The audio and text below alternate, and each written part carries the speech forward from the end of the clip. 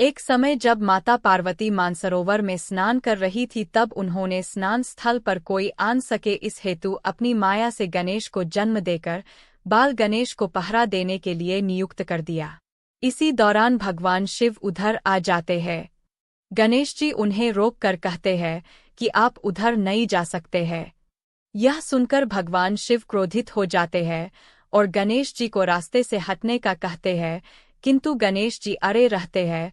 तब दोनों में युद्ध हो जाता है। युद्ध के दौरान क्रोधित होकर शिवजी गणेश जी का सिर धड़ से अलग कर देते हैं। शिव के इस कृत्य का जब पार्वती को पता चलता है तो वे विलाप और क्रोध से प्रलय का सृजन करते हुए कहती है कि आपने मेरे पुत्र को मार डाला। मात का रौद्र रूप देख शिव एक हाथी का सिर गणेश के धड़ से जोड़कर गणेश जी को पुनः जीवित कर देते हैं। तभी से भगवान गणेश को गजानन गणेश कहा जाने लगा। पूर्वकाल में पार्वती देवी को देवताओं ने अमृत से तैयार किया हुआ एक दिव्य मोदक दिया।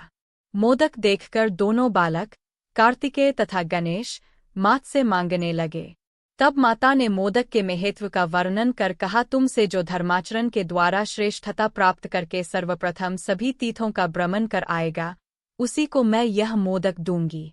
माता की ऐसी बात सुनकर कार्तिकेय ने मयूर पर आरूढ़ होकर मुहूर्त भर में ही सब तीर्थों का स्नान कर लिया। इधर गणेश जी का वाहन मूषक होने के कारण वे तीर्थ भ्रमण में असमर्थ थे। तब गणेशर्ज श्रद्धापूर्वक माता पिता की परिक्रमा करके पितार्ज के सम्मुख खड़े हो गए। यह देख माता पार्वती जी ने कहा कि समस्त तीर्थों में किया हुआ स्नान, संपूर्ण देवताओं को किया हुआ नमस्कार, सब यज्ञों का अनुष्ठान तथा सब प्रकार के व्रत, मंत्र, योग और संयम का पालन, ये सभी साधन माता पिता के पूजन के 16वें अंश के बराबर भी नहीं हो सकते।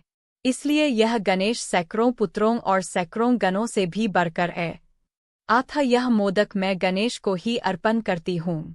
माता पिता की भक्ति के कारण ही इसकी प्रत्येक यज्ञ में सबसे पहले पूजा होगी।